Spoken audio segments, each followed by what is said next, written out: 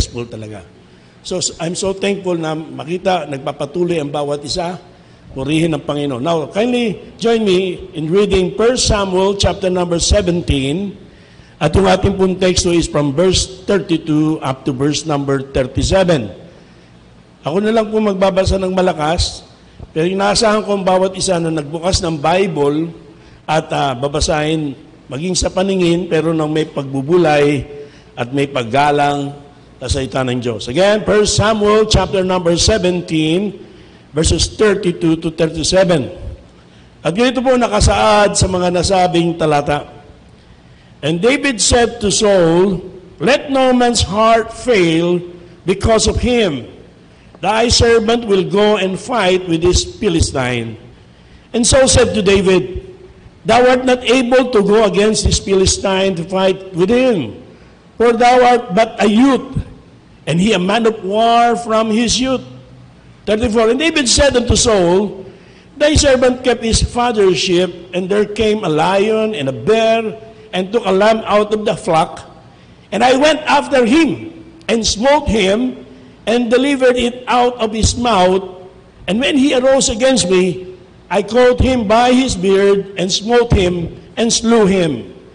Thy servant slew both the lion and the bear, and this uncircumcised Philistine shall be as one of them, seeing he hath defied the armies of the living God." And verse 37, David said, "Moreover, the Lord that delivered me out of the paw of the lion and out of the paw of the bear, he will deliver me out of the hand of this Philistine."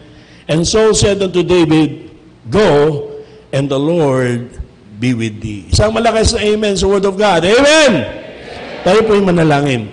Most gracious Lord, we thank you once again for your faithfulness.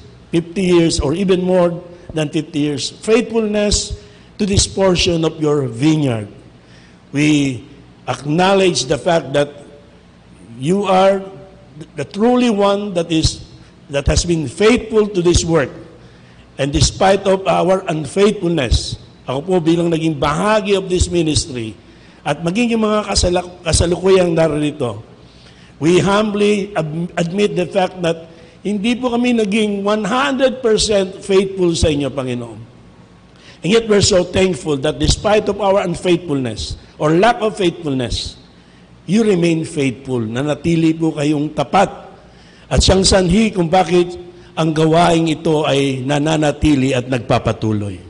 And we trust that you will continue to faithfully guide and protect and bless this ministry. Pastor Alan and his family, the leaderships, all the other officers of this church, and all the faithful and supportive members of the church, you will continue to use them and bless them as well, and that you will make this ministry more productive. Nawa ay huwag maging isang kapalaluan ang anumang nagawa na ng bawat isa at ang anumang naabot sa pagsapit ng 50 taon. Kundi patuloy na maging mapagpakumbaba at patuloy na inyo pong i-impress in the hearts of everyone that we need to do more for you. We need to give nothing less but our best for you, Lord. Hindi pa sapat yung aming nagawa. Kulang pa yung aming nagawa. You deserve more than what we have done so far. And may that be the motivation. And use the message that you impress in my hearts to share to this congregation. The same way you use this message to our church. Use this message, Lord, to inspire us to keep on and keeping on. To keep on serving you. To keep on glorifying you. To keep on doing, again, nothing less but our best. Because this is simply what you really deserve to receive from us. We beg you to forgive us our sins and to make us all worthy before your holy presence. We claim that you are in our midst, as you have promised. Make us all also worthy before your holy word, as we were about to meditate on this topic. And we trust that the Holy Spirit will be our true preacher and teacher. At kami po'y pagkakalooban ng aming much wisdom and understanding. At nawa, sikapin naming makinig. At wag naming hayaan, Panginoon, na agawin. At magtagumpay ang diablo na agawin ang aming atensyon at ma-divert yung aming focus. Grant each and every one of us also a humble, teachable heart. Not only willing to listen, but most especially, will humbly submit to your word and fully trust and in confidence and in with the power that comes from the Spirit, grant each and every one of us the desire to apply your word to our lives, Lord.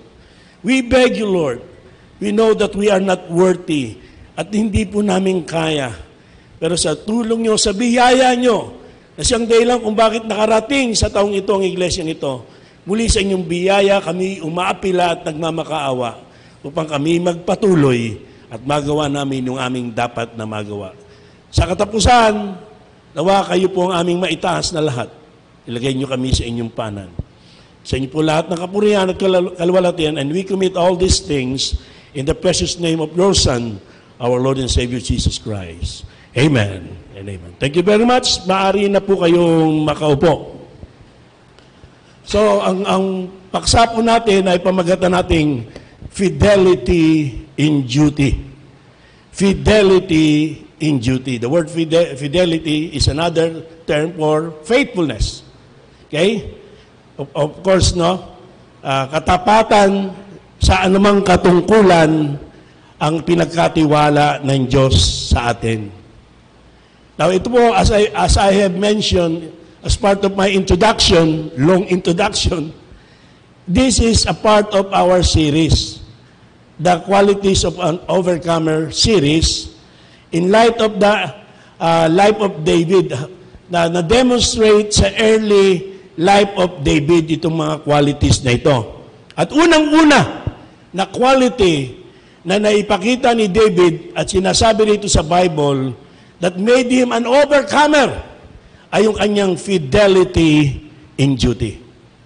Now, there are certain qualities of life that make some people greater overcomer than others. Yung verse sa Bible that we are more than conquerors, siguro nabanggit na sa inyo, sino po yon? Ang ilustrasyon nila yan si Pacquiao, pag nanalo sa boxing, he's an overcomer. He's a conqueror. Sabi ng Bible, we are more than conquerors Sino yung more than conquerors? Yung asawa niya. Pag kinuha na yung premyo, akin ang premyo. She is more than conqueror. Diba? Conqueror si Pacquiao, pero mas malupit yung asawa niya. Okay. Pero, meron po talaga na higit ng mapagmatagumpay. No? Higit na maraming laban ang lalampasan. Gayunpaman, ay merong higit, pero kinakailangan o nararapat na dapat ay mapagtagumpay tayong lahat. Okay? There's no room for losers in the ministry.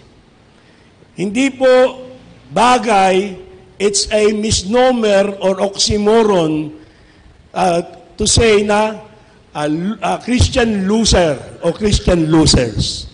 Hindi po tama yon. It's an oxymoron, a misnomer.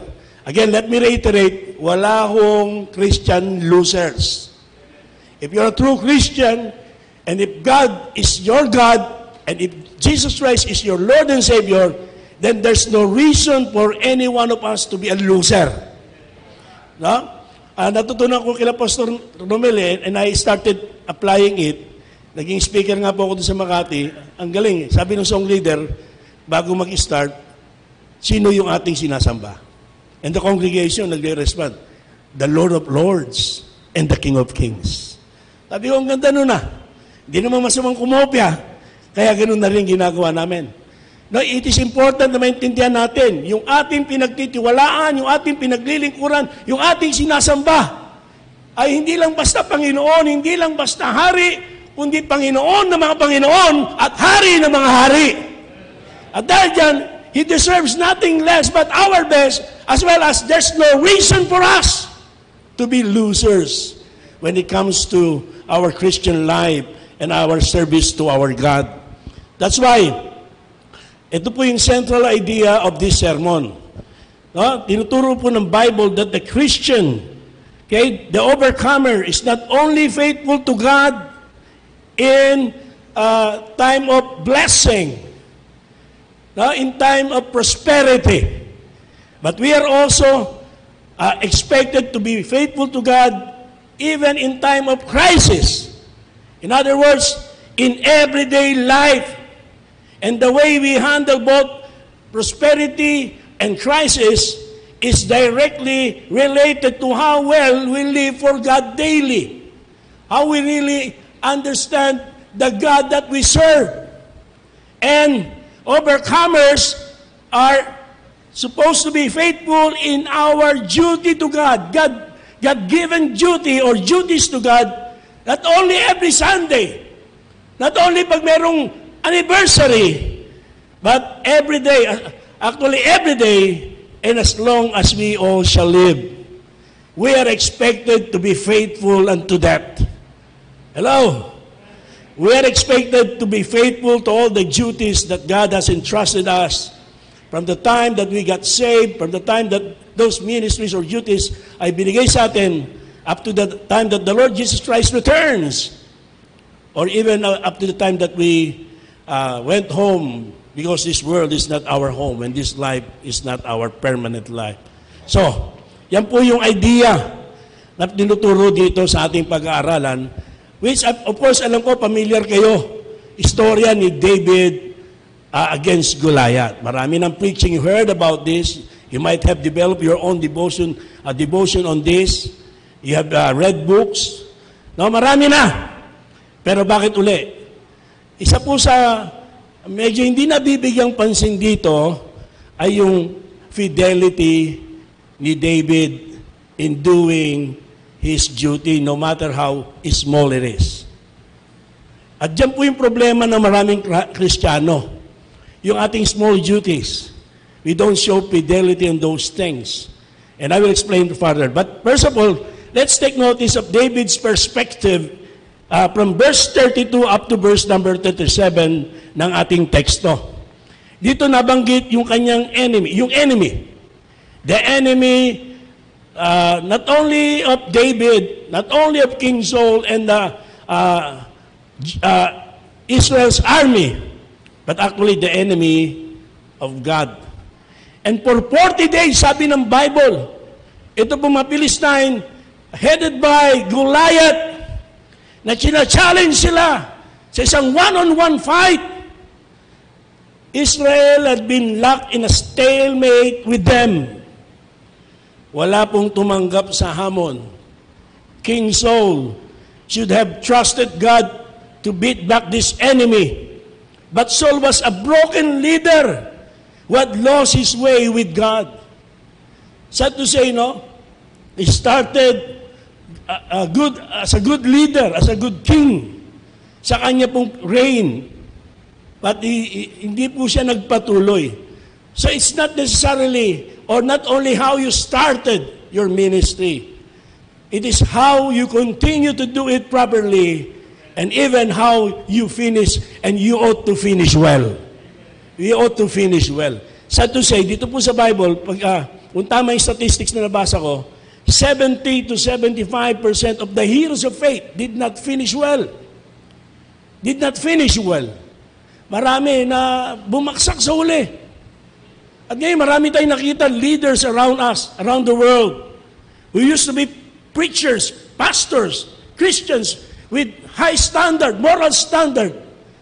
But they fall by the wayside and they did not finish well. Nag-compromise na. Nabalitaan na lang, nahulog sa ganitong kasalanan. Kung kailan tumanda pa. No, nabalitaan na lang ganito, wala na sa ministry. Sad to say. And yet, we should not use these people as our excuse, as our license not to finish well as well. Okay? Let me reiterate the fact that God wanted us to be faithful in whatever He entrusted to us, in whatever duties He placed under our responsibilities, to be faithful until we die or till the Lord comes. Remember yung parable of the talents. And I will not discuss yung exegesis niyan, but I just want to point out na yung mga kinumendang Panginoon, except the one that buried the talent on the ground, and even accused the master that he is a wicked master. Yung 2 talent, tapos dumoble lang, at yung 5 na naging 5 rin, pare-pareho lang sinabi ng Panginoon, ng master sa kanila. Pare-parehong, well done, thou good and faithful servant. So, kung binigay sa yung duty, hindi kasing dami ng iba, pare-pareho lang na commendation ang tatanggapin natin, mga kapatid, kung buong katapatan natin gagawin yung katungkulan. Now, kailan siya naging faithful? Kailan sila naging faithful sa harapan ng Panginoon? And that the Lord commended them, well done. Naging faithful sila mula nung umalis yung master hanggang nung bumalik yung master. And that's the message. It is to do well done in the sight of God. That the very moment we got saved and were given the opportunity to serve Him, that we do it well, we do good, and we faithfully do the task that He has entrusted to us till He comes, until the Lord Christ, our Lord Jesus Christ returns. So yun po yung importante. Nakakalungkot si King Saul, hindi siya naging ganon. Hindi siya naging tapat hanggang kamatayan. Nag-umpisa siya ng maganda. At gaano karaming members, how many members of this church that started with this church, but they did not finish, or they did not reach this year that you celebrated yesterday. Hindi na nakaabot. Iba, naintindihan, binawian na ng buhay, di na natin asahan yun. Pero iba mga buhay pa. At pag kayo mag-visitation, na-encounter nyo sila, sasabihin, dati kami dyan, dati kaming member dyan, dating choir member ako dyan. Mga dating dito. Pero nandito na sa dating daan. Sad to say. And yet, we are expected to be faithful unto death. So Saul had been unfaithful to God through several events before this. And his unfaithfulness in prior incidents had made him ill-equipped to handle this crisis. Huwag nating isipin, mga kapatid, na yung ating mga pagpapabaya at kawalang katapatan sa nakaraan, sa anumang katungkulan meron tayo, ay walang epekto sa ating kasalukuyan. Huwag nating iisipin yan. No? Kailanman wag sanang sumagit, gawin nating lisensya. Ay, babawi na lang ako next year. Hindi man ako naging tapat nakaraan, babawi na lang ako next year. Sad to say, yung ating unfaithfulness in the past, meron niyang ill effects in our present as well as in our future. That made, in the case of Saul, a coward. He used to be a brave soldier, a brave leader, a fighter. At maraming laban siyang napagtagumpayan. Pero dumating sa punto, dahil sa kanyang mga nakaraang kawalang katapatan, nagdulot sa kanya ng karuwagan. Kaya wag po nating baliwalain yung issue ng unfaithfulness. We need to be faithful. We need to be constant in our service to God. In the case of David, he has shown fidelity in his duties, no matter how small it is. Ano ba trabaho ni David? Tagapag-alaga ng tupa ng kanyang ama. Hindi siya kasama dun sa mga hinahangaan, tinitilian, pinapangarap ng mga sundalo ng kanilang bayan. Hindi siya nakikita sa limelight. Nandoon siya sa kabundukan, nakatago sa paningin ng karamihan. And yet, buong katapatan niyang tinanggap at ginanap yung kanyang katungkulan. Nakikinig mo? At kahit nga nung utusan siya, hindi siya katulad ng maraming anak, marami pa akong ginagawa. Ako na naman ang nakitang utusan. Hindi ganun eh. Kahit na siya ay ginawang parang alila, pwede namang may mga alilang utusan. Pero ikaw nga magdala ng pagkain ng mga kapatid mo. Pag nakita natin yung istorya, mukhang mapang-asar pa yung mga kapatid niya eh. Ako, baka asarin na naman ako ng mga yan. Baka kutusan pa ako.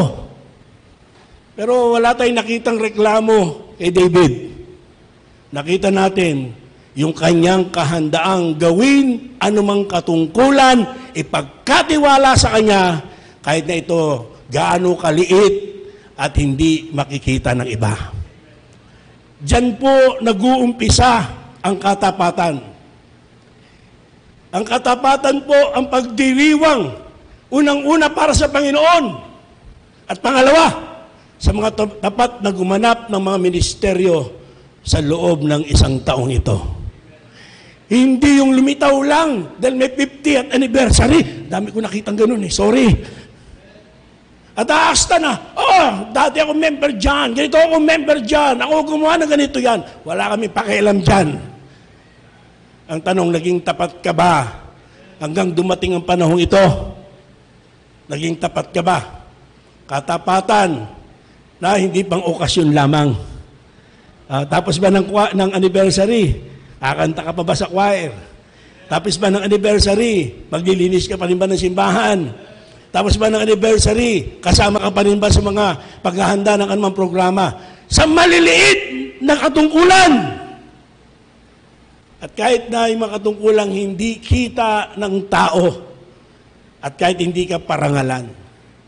No, mga kapatid, liitan pa natin. Bagamat hindi talaga maliit. Tapat ka ba sa devotion mo? Yan ang malilit nating katungkulan. Kumpara pag ikaw nasa simbahan.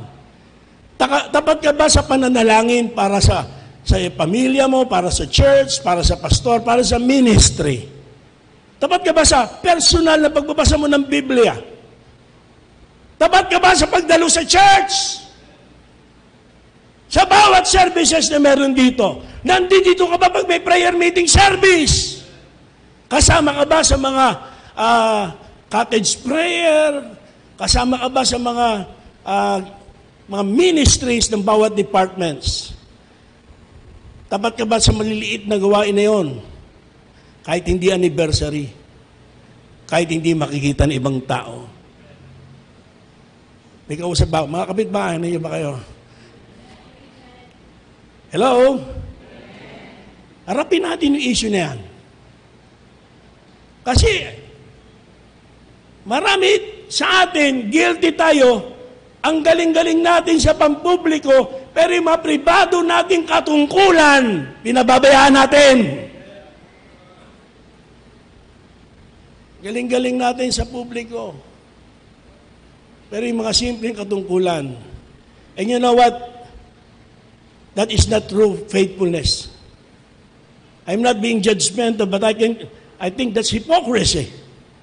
When you try to show to others that you are this, you are that, and yet in your private life, that only God can see, we neglect our small duties.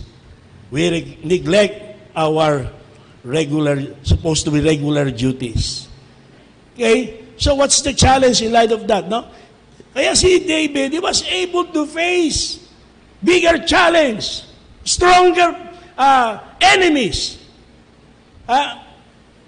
stronger battles, because he was faithful in fulfilling his small duties and in fighting his small warfares. Hindi mo mapagtagumpayan yung katamaran kaya hindi ka makapag-pray. Di natin mapagtagumpayan yung ating katamaran kaya hindi tayo makapag-devotion. Di natin mapagtagumpayan yung ating kawalang tiwala sa Diyos kaya hindi tayo makapag-ikapo. Di natin matanggihan yung mga barkada, yung mga gawain, mga bisyo na hindi nakaka-glorify sa Panginoon. Tapos haharap tayo na piling natin 50 years. Sa 50 years na yan, tapat tayo. When that's supposed to humble us and make us realize, buti na lang tapat ang Panginoon. But in many of those years that I'm member of the church, I must admit, because that's the fact, ang dami kong pagkukulang sa Diyos. And it's about time to face that reality. It's about time. Now, si David po, imbis na po si King Saul, ang lumaban. Alam niyo, sa lahat ng mga nandoon, si King Saul, ang medyo match kay Goliath. Remember, kaya siya pinili ng Israel. Siya yung pinakamatangkad sa lahat. Siya yung pinakamakisig at malaki ang katawan sa lahat. Kaya siya piniling leader eh. Pero katulad ng ibang mga armies na nag-train, kaya't narito yung challenge. Nagtatago, nag-uuntugan ng tuhod, naduduwag. At yung isa, na tinrain sa small duties, kasama na kanyang duties habang nagbabantay ng tupa, yung kanyang devotion, yung kanyang mga awit sa Panginoon, mga importante na mga bagay that made him not to be afraid of Goliath. Kasi, kung tutuusin ang tunay nating kalaban, unang-una sarili natin. Yung ating kapabayaan, yung ating kawalang katapatan. Now, take notice of the example he gave in verse number 32. Are you still with me? Hello? Now, verse number 32, the second part. Now, take notice, yung example. Ano sabi niya dyan? And David said to Saul, let no man's heart fail because of him. Thy servant will go and fight with this Philistine. Take notice yung fidelity ni David sa duty. However, na siya po champion, and this is what made him a champion. Not only that he was not afraid to face the enemy, okay, because his confidence was based on two things. Una, yung faithfulness of God. Pangalawa, his own faithfulness in fulfilling his small duties. Alam niyo, yung combination ng dalawa na yan, it creates an example that the world and our enemies will sit up and take notice. This is the kind of church memberships, kind of believers that the world is looking for today. And so is God. Yung confidence ay nasa faithfulness ng God. At nagpakita rin ng confidence, meron din confidence dahil nagpakita rin ng faithfulness sa Panginoon. Yang kombinasyon na yan, ito naging susi bakit si David hindi lamang naging matapang, kundi nagtagumpay sa pagharap kay Goliath. Isa pang nais kong pansinin natin bago natin ituloy, yun po yung kanyang example. Nakuha niyo po ba? Yung kanyang example, yung kanyang confidence in God's faithfulness, at yung pagpapakita niya rin ng kanyang faithfulness in all the responsibilities entrusted to him. At ito yung kailangan ng ministry. Ito ang kailangan ng church. Okay? But it is also noteworthy, listen, that David does not take pot shots at Saul's unfaithfulness. Not even to his unwillingness to go against Goliath. Ito problema na iba sa atin eh. Wala na tayong nakita kundi yung leadership. Yung mga kakulangan ng leadership. Wala na tayong nabanggit. Minsan napopost pa ba sa Facebook? Wag naman. Yung mga unfaithfulness ng leadership. Dinideklara pa natin sa mundo. Follow the example of David. Despite of the unfaithfulness and unwillingness of Goliath, for he himself to face the unwillingness of Saul to face Goliath. Hindi niya binanggit yun. Wala kayong makikitang ganon. May kausap pa. Ha? Wala kang maririnig na ganon. In-acknowledge niya pa rin that I am your servant. Read your Bible. Ano sabi niya? Ha? Yung sa verse, thy servant will go and fight with this Philistine. Let's put an end dun sa masamang asal natin, kung meron man. And I don't understand why you keep on attending on the church if there's anyone that you don't appreciate the church, the leadership, the preachings, and you may comment on it, You even post it to social media. You're not doing any good for the ministry. It's supposed to be, you pray for your leadership. You pray for your church. They needed it most. More than all those criticism. Of course, hindi perfecto at hindi naman tinotolerate yung imperfections, yung unfaithfulness. But as far as the Bible is concerned, and the example of David, hindi ganun ang kanyang diniin. Oh, duwag ka na naman, mali na naman desisyon mo, oh, hindi ka naman lumaban. Kami na naman ang gagawa, ako na naman ang lalaban. This is in a way very rebuking. Alam nyo, minsan may mga grupo-grupo rin kami, mga private groups. Tapos mayroong iba mga hindi naman pastor nagko-comment sa pastor. Isa lang sagot ko nababasa rin ng iba na kasama. Magpastor ka kaya? Magpastor ka. At yung kagalingang pinagmamalaki mo, gawin mo, mag-start ka ng work. It's so easy to criticize. Sige, magpastor ka, iwanan mo yung trabaho mo, mag-full-time ka. At mag-start ka ng work.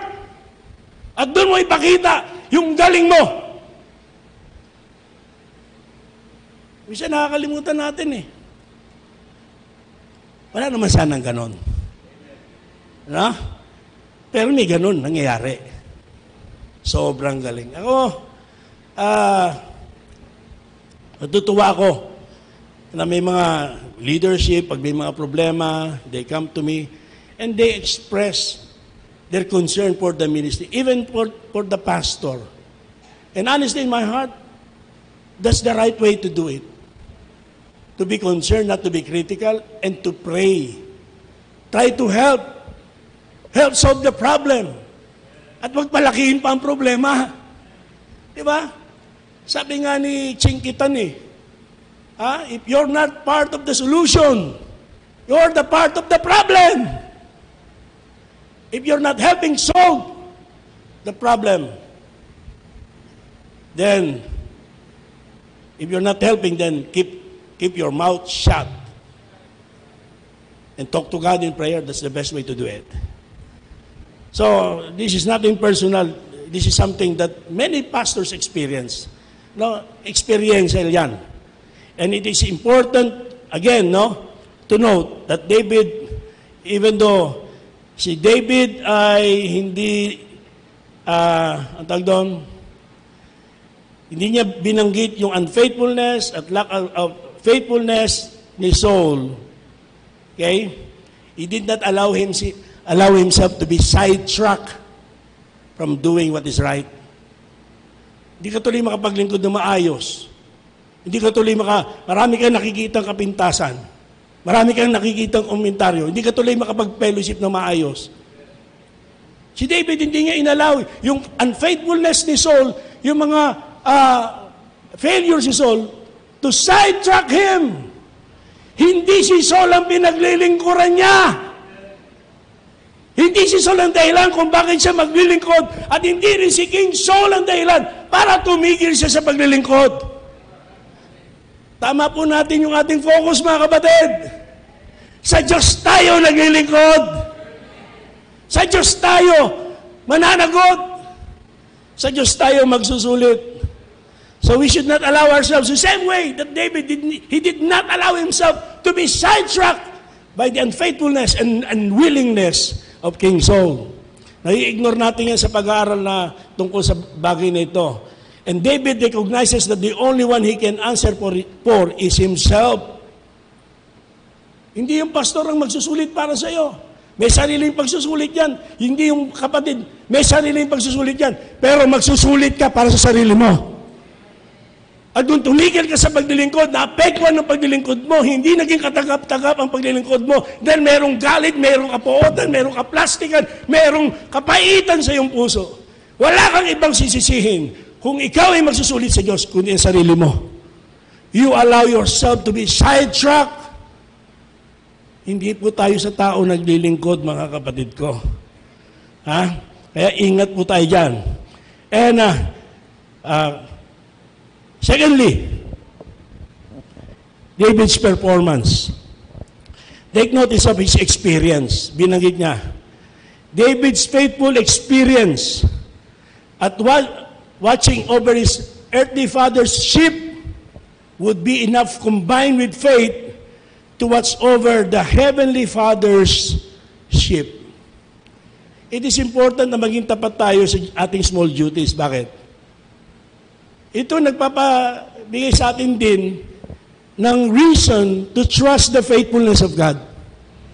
Sabi ni David, ako nga tupa lang yung alaga ko. Ano ba naman yung tupa? Hayop lang yan. Hayop lang yan. Mga hayop lang yan. Hayop lang yan. You know what the Bible says? What he said? Pero pag merong leon, di ba? May oso, kinuha yung tupa. Anong ginagawa niya? Hindi niya pinababayaan. Hinahabol niya. Nilalabanan niya. At dumadating pa sa puntong pinapatay niya. Tupa lang naman yon. Nilalagay niya ang sarili niya sa panganib. Nilalagay niya ang sarili niya sa bingit ng kamatayan. Pero sa pangyayari na yon, pinakita niya, katungkulan niya yun Pinagkatiwala sa kanya yun No, dapat gawin niya yun. Ano man ang kinakailangan, yung pinagkatiwala sa aking gawain, kailangan gampanan ko ng buong katapatan. Mga hulugan mayan ng panganib, kahirapan o kamatayan. Pero yun ang nagbuo rin ng kumpiyansa niya sa Diyos. Sabi niya, kung ako tao, at hayop lang itong mga tupang ito, na hindi ko kayang pabayaan, ang Diyos lalo na hindi ako pababayaan. Ang Diyos lalo na hindi ako pababayaan. At yun ang dahilan, kaya naharap niya yung oso, yung leon. At siyang dahilan, bakit may tapang siya para harapin yung mas malaki, mas matinding kalaban. Nakita niya ang katapatan ng Diyos. At isa sa paraan para makita yung katapatan ng Diyos, yung katapatang pinakita niya sa katungkulang pinagkatiwala sa Kanya. You will not really appreciate and realize the faithfulness of God if you yourself will not show faithfulness to the small duties that God has entrusted to you. Pag nakita mo na, kahit wala ka ng pera, you give something because the ministry needed it. You will know that God is so rich, He will provide for your needs. Sapagat mas mahalaga tayo. No, mas mahalaga tayo. Kaya nga sabi ng Panginoon doon sa Matthew, hindi niya pinabayaan yung liryo Hindi niya pinabayaan yung maya. Mas mahalaga tayo sa liryo. Mas mahalaga tayo sa maya. Nagdududa pa ba tayo sa katapatan ng Diyos 50 years? Walang dahilan para magduda tayo sa katapatan ng Diyos. Pero kaya tayo nagdududa, dahil minsan nakikita natin na ating sarili at nagiging konklusyon natin, ang Diyos katulad natin. Subukan mong maging tapat at lalo mapapagtipay ang katapatan ng Diyos sa iyo. Kung ikaw handa mong ibigay ang iyong buhay dahil lang sa gawain, patitiyak mo na hindi ka rin pababayaan ng Diyos sa iyong paglilingkod at pagtitiwala sa Kanya. So this is his experience. Okay? And take notice mga kapatid, hindi niya kinuha yung credit. Yan ang problema naman. Iba pa. May konti lang ginawa. Inangkin na lahat ng kredito. Oh, marami kaming nagawa dyan. Oh, kami mga na-contribute dyan. Tingnan niyo si David. Kanina niya binigay yung credit? Ang Diyos. Sa Diyos. Hello? Yan ang susi ng katapatan. At pagtitiwala sa katapatan at pagtatagumpay, how to be an overcomer. Tigilan natin pagkuha ng credit, may nagawa ka lang ng konti, may na-contribute ka lang ng konti. Kumukuha na tayo ng kredito. At gusto na natin Tayo na bida, tayo na masunod. Hindi. Kasi kung meron totoong karapat dapat sa credits in whatever accomplishments, contributions, whatever that we have done for the ministry, God alone must get the entire honor. He alone deserves to receive the credit. All the credits. O, sino ang umangkin ng kredito? Huwag tayong magyabang. Ha? Gano'n man tayo katalino. Okay?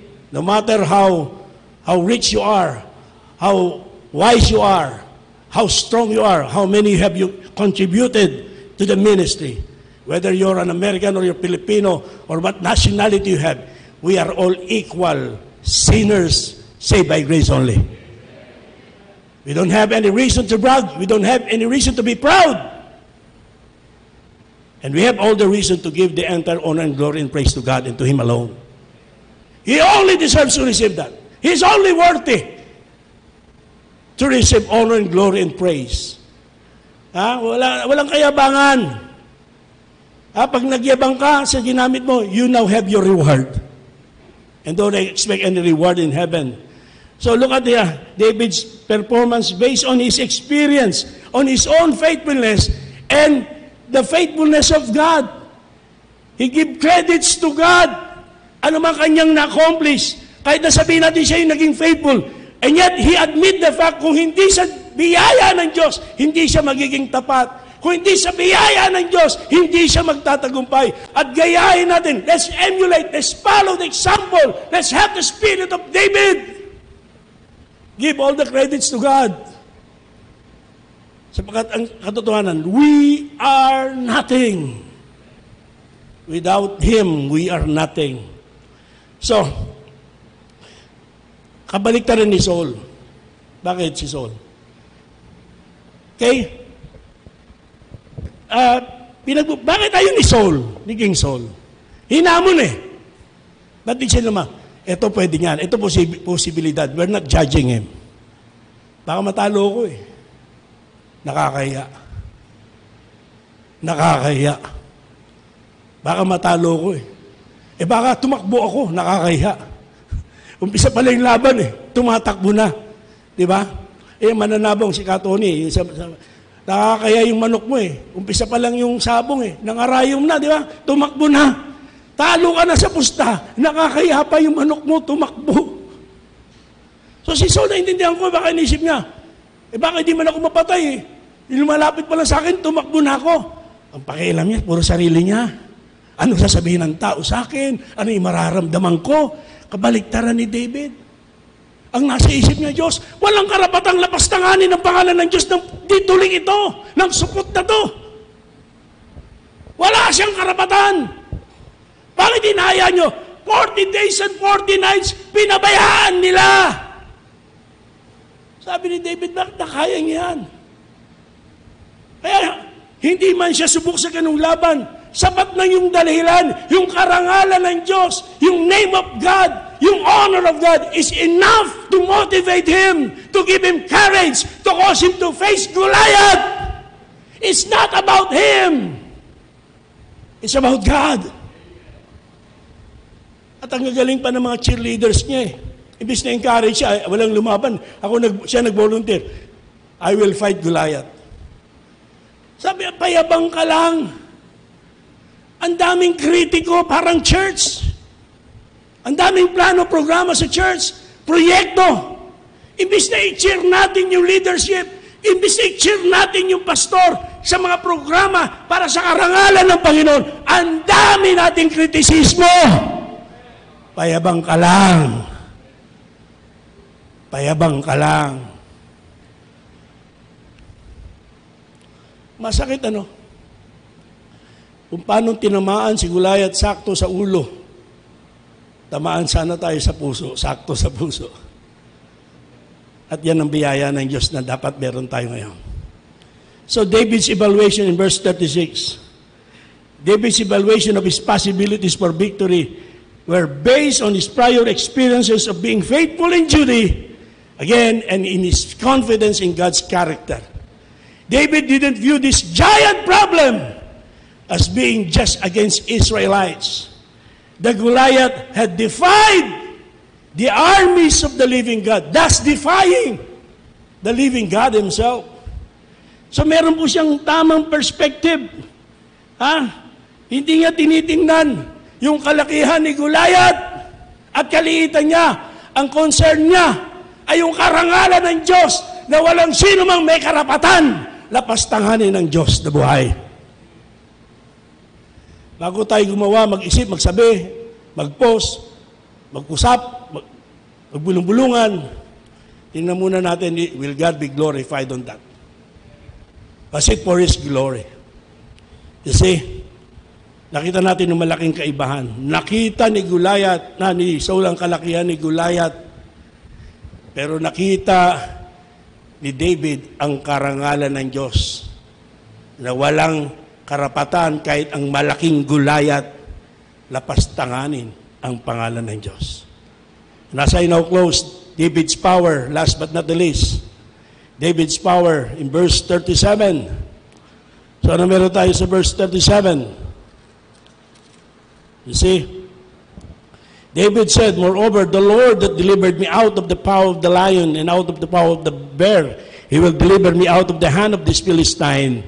And Saul said unto David, go, and the Lord be with thee. Nakakalungkot lang, ano po? When supposed to be, it is Saul who will go, and he will claim what he told, what his prayer for David. He will claim that the Lord will be with me. Nakakalungkot lang. Pero sa lahat ng mga pangyayaring ito lang ang pinakamaganda na ginawa ni Saul. Ito ang pinakamaganda. Hindi na siya naging hadlang pa. Hindi na siya kumontra pa. At nagtiwala siya na kasama ni David ang Panginoon.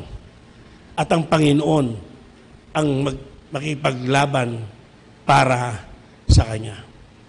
You see, for 40 days walang ginawa. For many years walang ginawa. Pero marami tayong salita.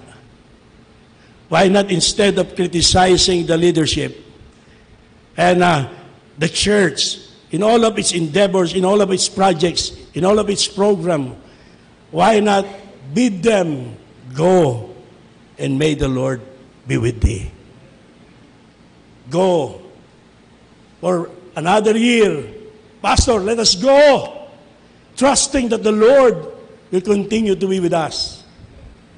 Let us plan more good things for the ministry. Do more great things for the glory of God. You should cheer instead of discouraging those who are planning and trying to do great things for God's glory in the ministry. So God's faithfulness ay yun po yung naging batayan ni David, and that's why his expectation, okay, his experience with God and his knowledge about God was enough for him to expect victory. Now, I mentioned earlier, quickly now, we're almost done. I mentioned earlier, one of our series is the Ten Commandments. Now, the first commandment is actually worshiping the wrong God the right way. No? Nakakalungkot minsan napaiyak ako sa grupo namin eh. Bakit? Pag El Shaddai, kina Mike Velarde, walang okasyon, every Saturday yon, kanya-kanyang sasakyan, nag-aarkila. At halos traffic doon. Magdamag, ang marinig ng ila, pogi ako, no? Baliktarin yung payong. Iangat yung pitaka. Nando doon. Walang nakasimangot, walang tutulog-tulog. Ano mang sabihin ni Mike Velarde, amen sila. Baptist Church, mamamatay na speaker, wala pang amen. O, ito, amen, siya mamamatay. No, kidding aside, until now we don't understand what amen means. It means you agree to it. You praise the Lord for His word. No, it simply means that. Okay, wala namang pilitan. Pero, yung sa pangalawa, worshiping the true God the wrong way. Alam niyo yung pinag-uusapang Diyos-Diyosan doon ng mga ribulto, hindi naman ni Baal eh. Hindi naman nung iba pang mga Diyos-Diyosan. Yung ribulto na para kay Jehovah, para sa totoong Diyos. Nasabi ng Panginoon sa kanyang utos, sa kanyang bayan, huwag kayong gagawa ng anumang anyo. Na kahit na ang nasa isip nyo, totoong Diyos. Okay. Ngayon, nung araw ako worker dito, may na-encounter akong diakono ng Roman Catholic Church. At dun sa area E ata yun eh. Sabi niya, di ba, ang Diyos ay nag-utos kay Moses gumawa nung, cherubim? Doon sa Ark of the Covenant. So hindi lahat ng ribulto maling gawin. Because it is God Himself. O nga no. Malikot din utak nitong taong ito eh. Pero, buti nakapag-aral tayo. You know what? Wala naman makakakita ron sa cherubim eh. Kasi nasa loob yun ng Holy of Holies. Only the high priest can see it. So, walang opportunity iba para sambahin yung Ark of the Covenant. And I believe that's one of the reasons bakit hindi na nakakita yung Ark of the Covenant pagkatapos mahapak yung templo. Bakit? Kasambahin pa ng Israel yun eh. That's one of the reasons bakit hindi nakita yung katawan ni Moses. Sasambahin pa ng Israel yun eh. So there's no way for them to worship that. But the point is, dun sa tabernacle, ang daming symbols. Yung candlestick, yung brazen altar, those are symbols that will teach us about God and not symbols to worship as God. Lahat ng mga kasangkapan doon ay sumisimbolo, nagtuturo tungkol sa Diyos. Yung altar, yung candlestick nagtuturo that God hears and answers prayer. Yung serpent, that God is the provider. Yung mana, He is the provider. Lahat na nandoon, simbolo. Anong lesson matututunan natin? Ito yan. Ito yung talagang lesson pala nung second commandment. Anything, any definition or image we create in our minds about God that is less than what God really is, it is an idolatry. Ulitin natin. Kung ang nasa isip natin sa Diyos ay yung Diyos na hindi gaya ng kung ano talaga siya, according to the Bible, according to His revelation of Himself, then the God you worship is not the true living God. It's a form of idolatry. Kapag ang Diyos mo, kailangan mo lang dahil may problema ka, tapos babaliwalaan mo ang Diyos, pag na-solve na yung problem mo at provided na yung needs mo, then the God you serve is not the true living God. Kapag yung Diyos na sinasamba mo, okay lang siya, kahit ipagpalit mo sa pamamasyal, pagpalit mo sa ibang bagay, then hindi totoong Diyos ang sinasamba mo. You're violating the second commandment. Any definition or image of God that we create in our lives that is not according to what God really is a form of idolatry, and we break the second commandment. So we have to make sure that the God we serve is the true living God of the Bible. And therefore, we must show respect, reverence, revere that God, and worship that God in the way that He truly deserves it. Si David, pinakita niya yung kanyang pagkilala sa Diyos. Yung tamang pagkilala sa Diyos. Hindi nakita ni Saul na ang Diyos mas malakas kay Goliath, ang Diyos mas malaki kay Goliath, at ang Diyos magtatagumpay kay Goliath. Pero yun ang kinikilalang Diyos ni David. David na nakikilala niya ang Diyos na mas malaki kay Goliath, mas malakas kay Goliath, at merong sapat na dahilan para matalo si Goliath. Anong klaseng Diyos ang ating sinasamba? Yung Diyos na pwedeng natutulog lang tayo sa simbahan? Yung Diyos na pwedeng nagkukunwari lang tayo? At marami tayong galit sa puso, marami tayong tinatagong mga hypocrisy sa ating buhay. Yung Diyos na pwede nating pagtaguan, yung Diyos na pwede nating bulayin sa pagsimba-simba, pag-upo-upo dyan, bagamat ang puso natin wala rito. Yung Diyos na pwede lang, kung kailan mo gusto dumalo, kung ano lang ibigay mong offering, kung ano lang susundin mo, ganun ba yung Diyos na sinasamba natin? But now, let me tell you, hindi yan ang Diyos ng Bible. Meron ka Diyos-Diyosan. Hindi tunay na Diyos. Nakakaya, tinrain na army.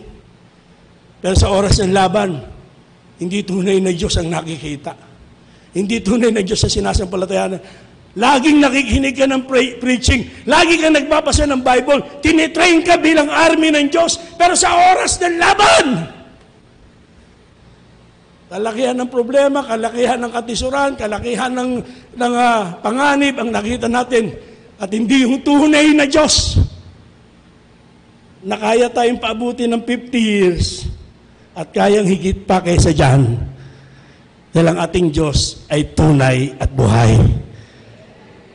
Mga kapatid, i-check natin kung tamang Diyos ang sinasamba natin. I-check natin. At ang pagpapatunay na tama ang Diyos na sinasamba natin, even our small duties, we will show fidelity. Nakikita na ng Diyos kung ano ginagawa natin sa bahay. Alam ng Diyos ang ginagawa natin araw-araw. Hindi lamang pag nasa simbahan. Alam ng Diyos kung ano yung totoo sa atin. Kung nung una, nagkamali pa tayo, walang dahilan patuloy tayong maging mangmang sa bagay na yan. It's about time for us to realize this church is not the church of man. This church is not the church of people. It is the church of God. That's why it was able to reach 50 years. Despite of all the problems, all the trials, all the hindrances, attempts of the devil, this church is the church of the true living God. And may we continue to serve that God, to worship that God, and to give nothing less but our best to that God. And makita natin our victory, the same victory na karoon po si David. That will be it. And to God be the glory. This is God's message. Shall we all stand now? Every head's bowed, please. Every eyes closed. It is not me. And I pray na yung akin pong inadequacies, God is my sufficiency. It is not about me as the preacher, not about the pastor. It's all about God.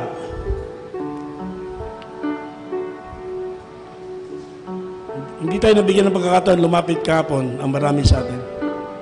Kanina siguro. But there's another reason for us to come in the front in response to the message we gave. We heard. Have you shown fidelity in all the duties that God has entrusted to you? Especially our private duties, private responsibilities. Nagpakita ba tayo ng katapatan sa mga yan? This is our opportunity. Will you come? Maluwag dito sa unahan so we can pray for you. Hindi kayo pipilitin. But I trust that the Spirit of God is the one that spoke to your hearts.